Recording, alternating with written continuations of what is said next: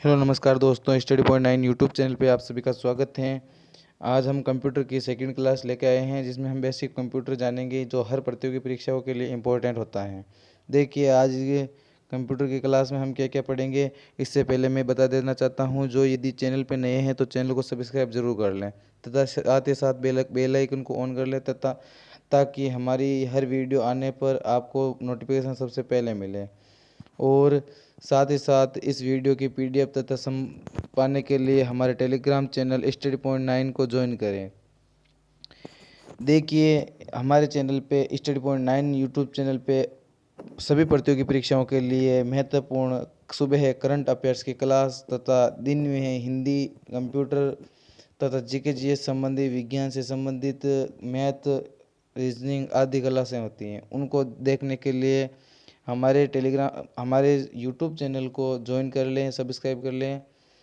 अब हम चलते हैं आज की क्लास पे, जो कंप्यूटर की क्लास नंबर 2 है। देखिए, कंप्यूटर के अंदर हमने पहले इसकी विशेषताएं देखी थी और कंप्यूटर के जानकारी देखी थी। अब आज हम अगली नेक्स्ट क्लास लेते हैं और इसके साथ साथ देखते हैं कंप्यूटर के पार्ट्स। और कंप्यूटर के पार्ट्स में देखते हैं कि कंप्यूटर दो पार्ट्सों से बना होता है, एक होता है हार्डवेयर और एक होता है सॉफ्टवेयर। हार्डवेयर और सॉफ्टवेयर से बना होता है। देखिए, हार्डवेयर किसे कहते हैं, तो हार्डवेयर एक कंप्यूटर के सिस्टम के अंतर्गत उपलब्ध सभी भौतिक भागों को हार्डवेयर कहा जाता है। कंप्यूटर के अंतर्गत हार्डवेयर को मुख्यतः कितने भागों में बांटा जाता है, तो कंप्यूटर के हार्डवेयर को मुख्यतः 4 भागों में बांटा जाता है। देखिए, कंप्यूटर होता है ना, उसके कंप्यूटर के 2 भाग होते हैं, एक हार्डवेयर होता है, एक सॉफ्टवेयर होता है। इसमें से हार्डवेयर क्या होता है, तो हार्डवेयर होता है भौतिक भागों को हार्डवेयर कहा जाता है।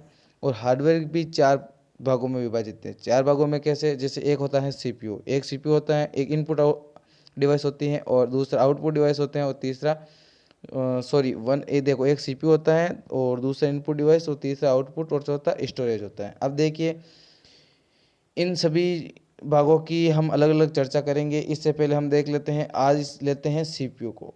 सीपीयू को देखते हैं, तो सीपीयू देखो, सीपीयू के अंदर ही 3 भाग होते हैं। देखिए, पहले देख लेते हैं सीपीयू की डेफिनेंस, ठीक है ना। देखिए, सीपीयू की फुल फॉर्म होती है केंद्रीय संसाधन इकाई, ठीक है ना।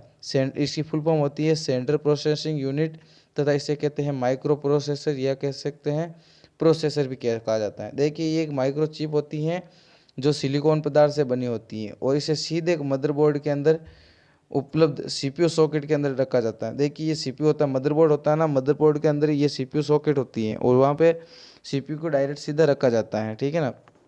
देखिए, ये सी टोटल क्या हमें बॉक्स होता है, ठीक है ना। हम साधारण भाषा में बोलते हैं ये सीपीयू है, लेकिन ये सीपीयू नहीं होता है। सीपीयू होता है और इस सीपीयू के अंदर यहाँ पे होती है एक बोर्ड, जहाँ पे सभी सर्किट लगे होते हैं। यहाँ पे क्या होती है, मदरबोर्ड होती है। यहाँ पे सभी इनपुट आउटपुट युक्तियाँ लगती हैं तथा साथ ही साथ इसमें विभिन्न प्रकार से यहाँ पे लगी हुई होती है। इसके ऊपर छोटी सी यहाँ पे जगह पे होती है जिसे कहते हैं सीपीयू सॉकेट, और वहाँ पे सीपीयू सॉकेट के अंदर वहाँ पे छोटी सी चिप लगी होती है, माइक्रो चिप लगी होती है। उसे क्या क्या कहते हैं, उसे सीपीयू कहा जाता है। सीपीयू एक मुख्य कंप्यूटर का मुख्य भाग होता है जहाँ डेटा प्रोसेसिंग से संबंधित सभी ऑपरेशन को पूर्ण किया जाता है।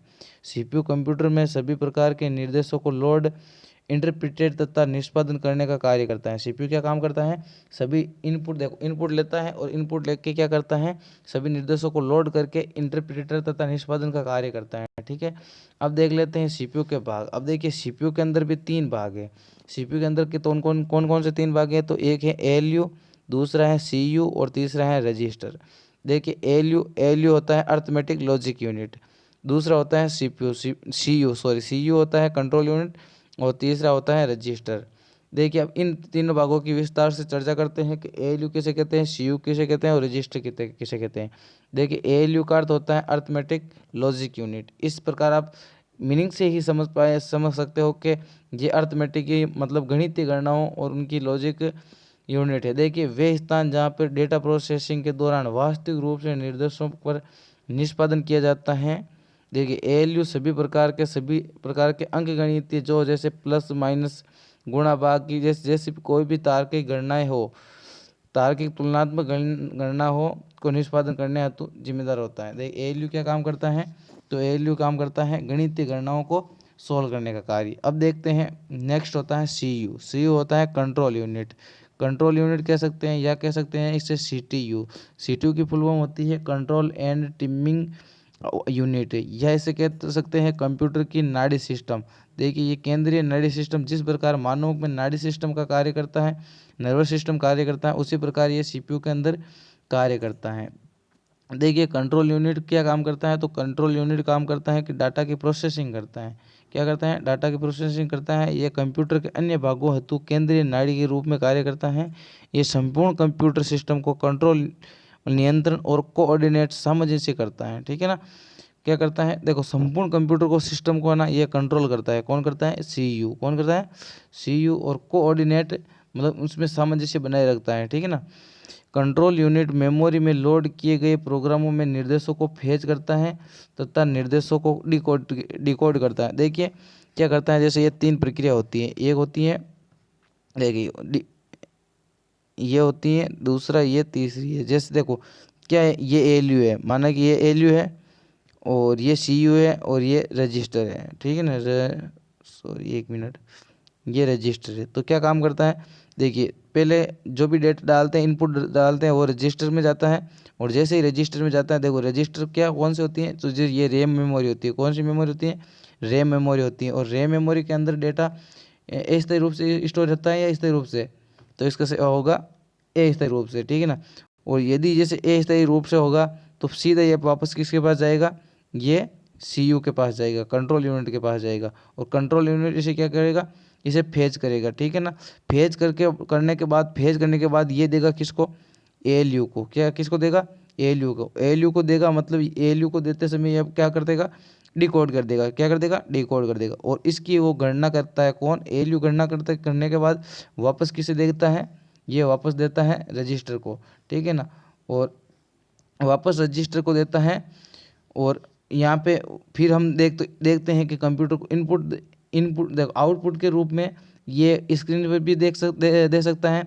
और यदि हम चाहते हैं, देखो ये सॉफ्ट कॉपी के रूप में हम स्क्रीन पर देख सकते हैं, या फिर इसकी हार्ड कॉपी भी निकाल सकते हैं। अब देखते हैं सीयू के आगे रजिस्टर। देखो रजिस्टर मेमोरी सेल का एक समूह होता है। ठीक है ना। एक सीपीयू रजिस्टर का उपयोग आंतरिक प्रोसेसिंग के लिए कर सकता है, जिसके अंतर्गत वर्तमान निष्पादन एग्जीक्यूट, देखिए जो एग्जीक्यूट किया हुआ डेटा है ना, निर्देश और डेटा, उससे संबंधित एड्रेस को अस्थायी रूप से स्टोर करता है। मैंने अभी बताया ना आपको कि यदि रजिस्टर कौन सी मेमोरी है, रजिस्टर एक नॉन वॉलेटाइल मेमोरी है, जिसके अंदर क्या होता है, जिसके अंदर डेटा उनको एग्जीक्यूट किए हुए। देखिए एग्जीक्यूट कौन करता है, एग्जीक्यूट करता है एएलयू जो एग्जीक्यूट करता डेटा है, उन डेटाओं को क्या करता है, ये रजिस्टर ये संबंधित एड्रेस के रूप में अस्थायी रूप से स्टोर करता है। देखिए आज का सेशन यहीं पे समाप्त होता है। यदि इसी प्रकार के हमेशा कंप्यूटर की क्लास पाने के लिए हमारे ये यूट्यूब चैनल है स्टडी पॉइंट 9 और ये लोगो है, इसको ज्वाइन कर लें, सब्सक्राइब जरूर कर लें, ताकि आने वाली वीडियो का नोटिफिकेशन सबसे पहले मिले। धन्यवाद। जय हिंद, जय भारत।